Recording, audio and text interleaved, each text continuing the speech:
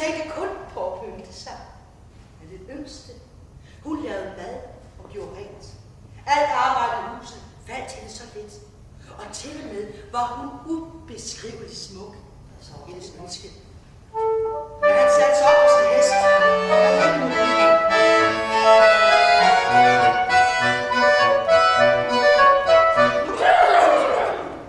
Da han kom ind til markedet, fandt han straks det smukkeste rosenrøde stykke silke til hans ældste datter.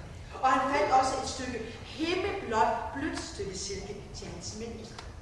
Men selvom han ledte på hele markedet, ja over hele byen, kunne han ingen sted finde den lille fjer fra den skønne feministfald. Da far den tredje gang skulle til markedet i byen, spurgte han igen sine døtre. Nå, sig mig så, kære piger, hvad skal jeg købe til jer denne gang? De to ældste, de bad ham om at købe øreringen til hende. Nej, guld, nej, sølv, nej, guld, nej, sølv, nej, guld, nej, sølv, nej, guld, nej, sølv. Men den yngste, hun bad igen blot om en lille fjer fra den skønne feministfald. Er guld, nej, sølv, nej, guld, nej, sølv, nej. Farvel. Hun blev så glad. Hun tog imod æsken.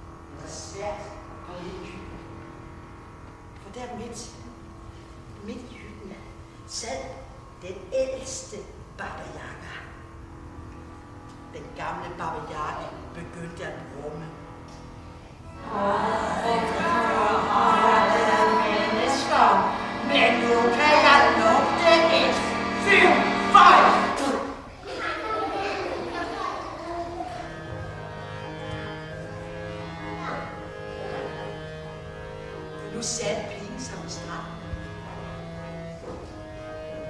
og hun tog guldsengen op, og hun begyndte at spille.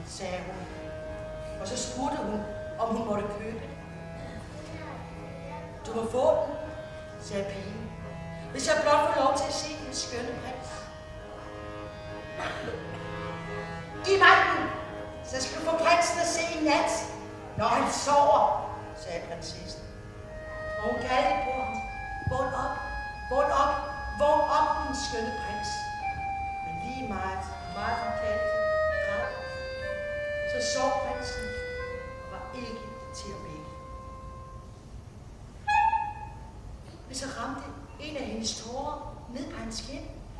Og en til, og en til, og en til. Og det var som om de brændte ham. For i det samme, så slog han øjnene op og så på hende. Og nu